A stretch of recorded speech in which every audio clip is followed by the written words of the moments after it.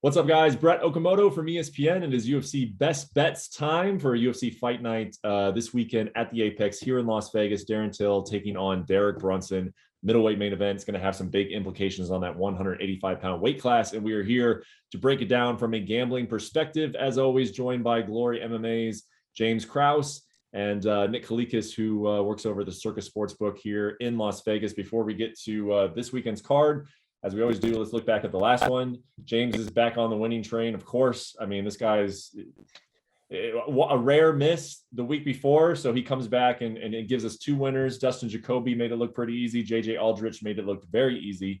So back in the win column for James Krause, and then Nick gave us a parlay that unfortunately did not come through. We had some upsets last weekend, and so Nick's parlay with a few favorites on it fell victim to some upsets last week. So we will we'll get into the main event, and we'll get into these guys' best bets here for this weekend show. And let's get right to it. Darren Till is the favorite that what I'm seeing lately at Caesars, minus 175, which to me is pretty significant. I mean, these two guys are right up there at 185 pounds, ranking very, very close. Resumes, honestly, pretty close. But again, Darren minus 175 and Derek Brunson coming back at plus 150. So Nick, I want to start off with you. I do think that both these guys are pretty interesting, and that Derek, has kind of had an up and down career, but right now things are clicking for him.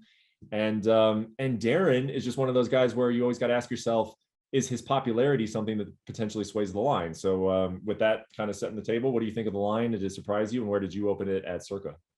Yeah, I think the line's fair, to be honest with you. We opened it a little bit higher than it currently is. Right now, we're minus 165 plus 45. I opened it minus 180 plus 55. Now, the market opened it lower, though, minus 138, and it did get bet up early on by some sharp action, and it kind of settled in between. So I went a little bit higher than the market. Typically, I'll drop down favorites if obviously justified or whatnot. But in this case, I think it's a favorite or pass situation early on, tipping my hat towards Till. So I do like what I see right now in this fight. Okay, so interesting. So I mentioned, off the bat that Darren's obviously a popular guy, but the action that you saw early when this line opened, maybe offshore, those were sharps jumping in early on value that they saw in Darren, yeah? Yes, absolutely. And then us at Circa, we've already taken several 5-figure bets, both ways too, as well on this fight. So, I mean, as the line obviously kind of settled up towards the top, then we did get some sharp buyback, and we took a couple hits on the dog. So that's why we're minus 165 right now. So there's believers in Brunson, man, and he has been hot. I don't think he's ever been better in his career. James, so it opened up, Darren is kind of a slight favorite. And then when you hear Nick say that the sharps jumped on Darren right away, I consider you a sharp, man. I mean, and you like to look at these odds and place bets pretty early. Did you jump on any Darren Till action, or what did you think of the opening line? I did. I put something small on him, and I'll tell you what. Listen, both these guys are incredible.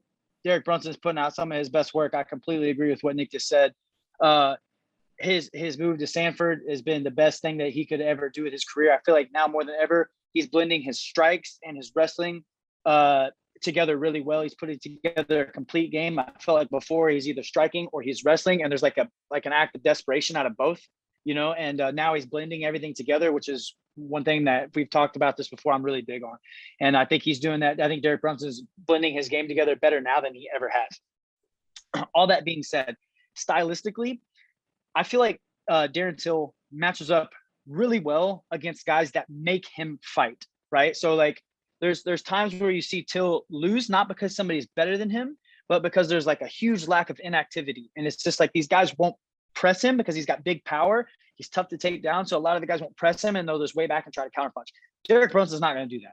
Derek Brunson's going to come right at him. He's going to try to wrestle him. He's going to try to box him, and he's going to be right here the whole time. Derek Brunson is not going to be hard to fight. And I think when you get a fighter that does that to Darren Till, you will then see Darren Till's best work come out. I think Brunson is going to make Till fight him. And for that reason, I'm leaning Till in this. I like the odds for Till. I think you're going to see some of his best work come out. And this, to me, this fight is like, we're going to see what Till, like when you said, hey, is this a popularity contest? This is, show me. We've talked about this in the past. Like, this is Till's fight to win or lose, in my opinion. And he's going to have to show all of us. Like, I think he's got a lot to prove right now. And, but I really, stylistically, Brunson's going to make him fight. And I do feel like that Till will rise to the occasion.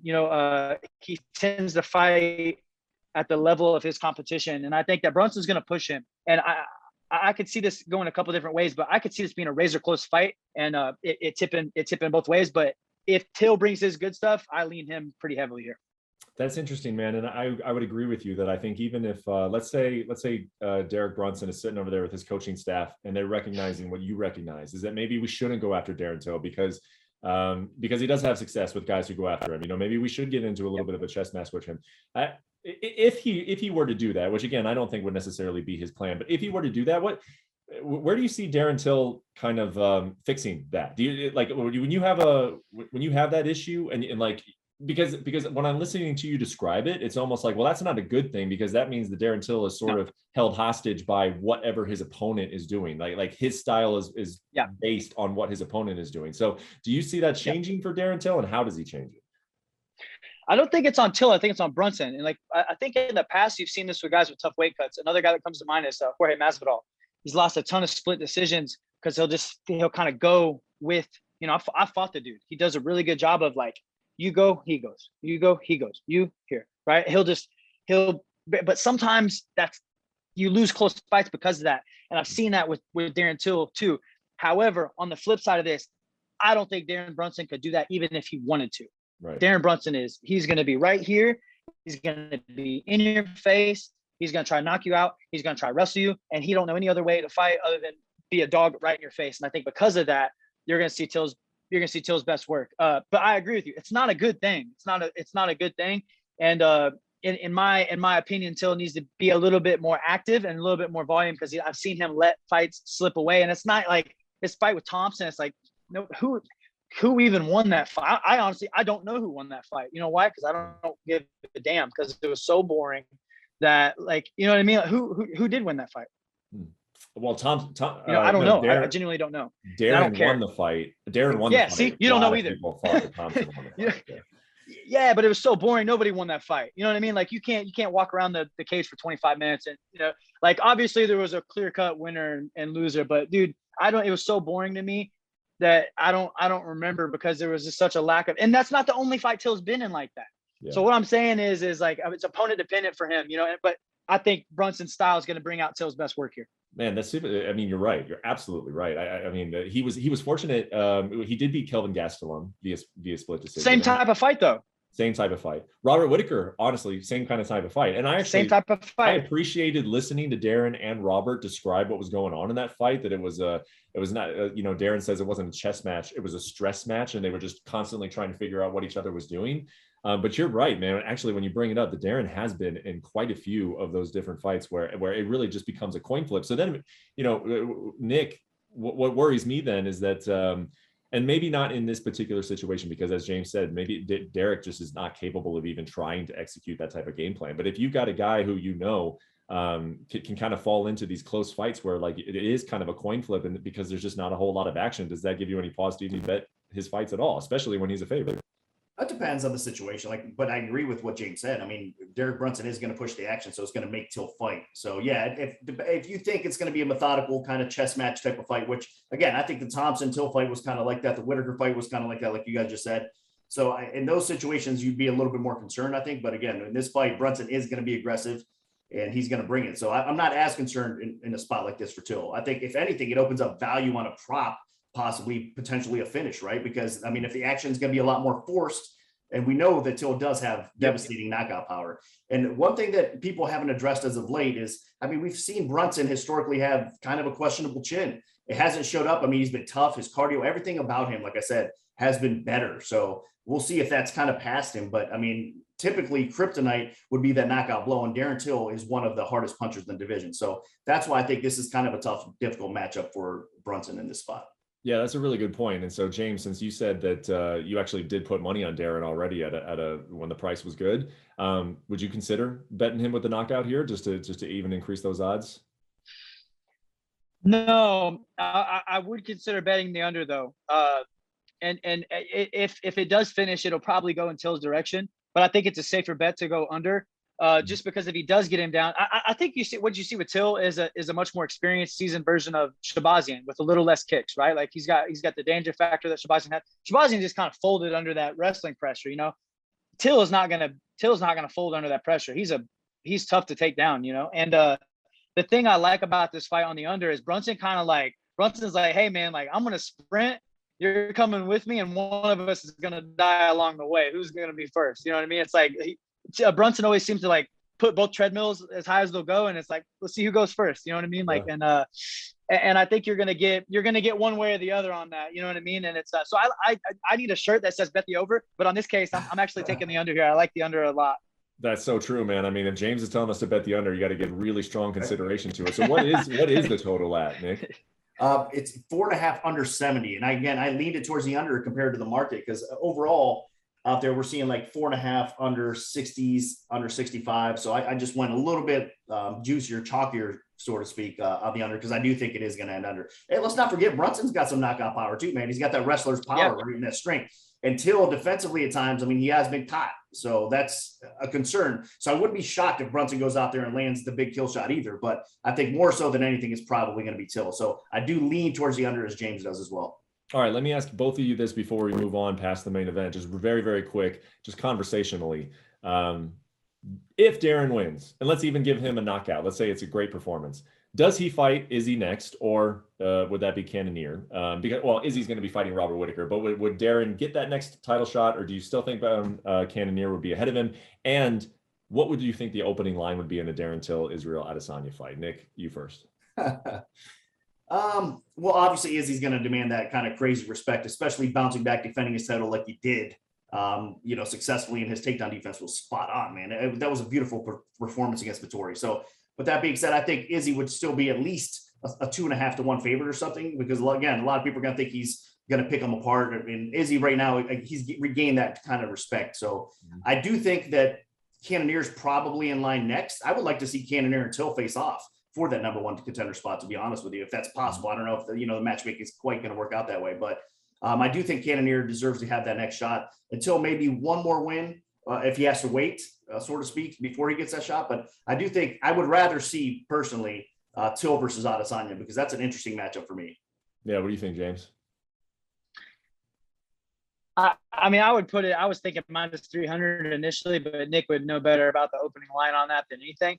I think Till's an intriguing matchup for Izzy, but man, I feel like we're kind of disrespecting Bobby Knuckles here, man. Like, this dude's he's not a pushover, bro. Like, I know he kind of finished him early, but I'll be honest with you, I really like what I've seen from Whittaker the first time that they fought. I know he got KO'd in the first round, but like that blitz style is the style to give Izzy trouble. I do believe in. Izzy's so dangerous, and he could go out and put him out, in the first round again, and it'd be no problem. But Till's not. I don't even know what streak he's on. Like, his fights are so damn close. You know what I mean? It's just like, I need to see something. Like, if he goes out and smokes Brunson, let's go. I just want to see something from him. You know what I mean? Like, man, like, just show me how good you are. I know he's good. He's incredible. You know what I mean? He's an amazing fighter. But I'm nobody. I'm just a dude on a YouTube channel right now talking. But like, I feel like he's not fighting to his true potential, and I want to see that. That's what I want to see from him. If he fights to his potential, I think this conversation is completely valid, right? But like, until I see that, I'm like, man, there's Cannonier, there's Whittaker, there's other guys. Like, put Till in there with somebody else top echelon in the division. Costa. Somebody, I don't know. Well, I mean, you said earlier, I don't even know what streak Darren Till is on. He's not on a streak. He's actually, he lost. He lost to Robert Whittaker, but there's no shame in losing to Robert Whittaker, especially. No, of course not. But like, I don't know his last 2 or 3 fights. Like, is he on a 1 losing? Yeah. And then who did he beat before that?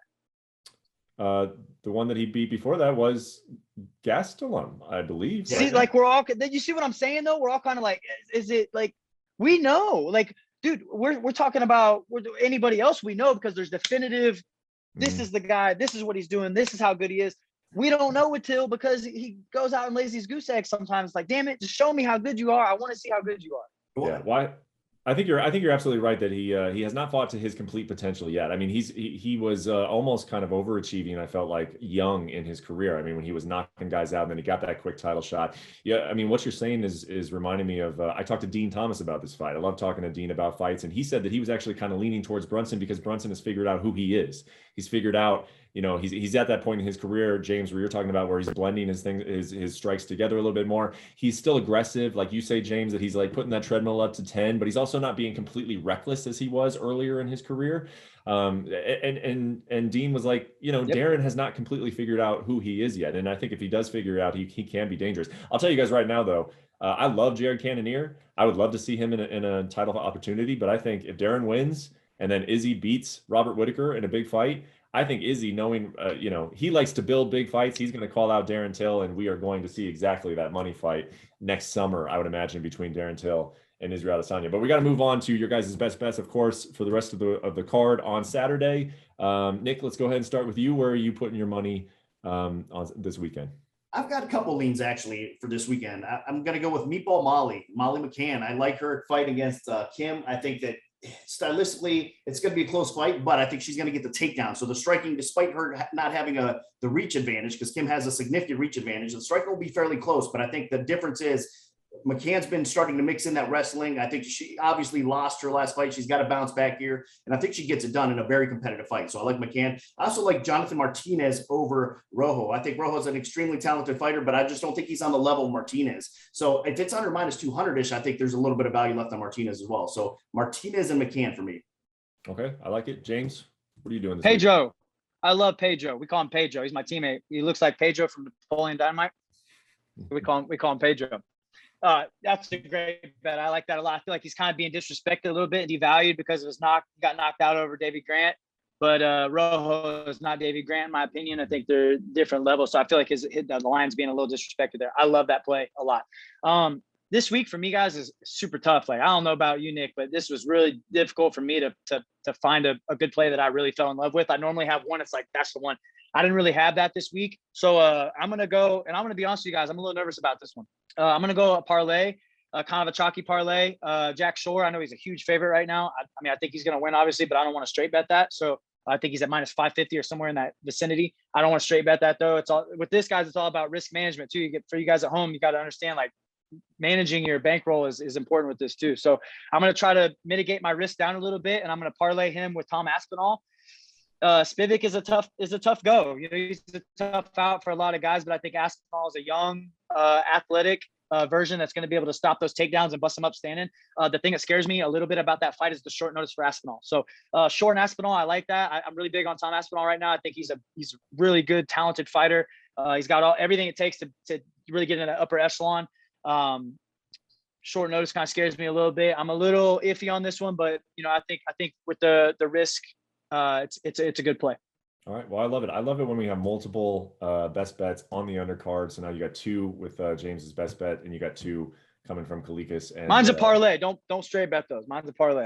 That's different. Correct. Yeah. Two picks, but one bet. Yeah. Exactly. Yeah. I'm with. And I love the Pedro reference as well. Jonathan Martinez, if I'm remembering correctly, was the one that Daniel Cormier wouldn't leave alone after his one fight, where he's like, "Who you want to fight? Who you want to fight? Who you want to fight?" Yep. Martinez you can't get him to say 2 words. Out. Yeah, you can't get him to say 2 words. He won't say anything. The kid doesn't even talk. Yeah, super polite guy, but super violent and dangerous guy. And I agree with you, James. I mean, I think some people might be down on him because he got knocked out in his last fight, but he has shown a lot of skills in the octagon at a young age. Yep. So, all right, that'll do it for this week. And next week we have a rare week off, and then we're back with another fight night. And then UFC 266 is just around the corner later this month in Las Vegas. So make sure to check back on the YouTube channel, and hopefully you win some money this weekend. Thank you. Thanks for watching ESPN on YouTube. For live streaming, sports, and premium content, subscribe to ESPN+.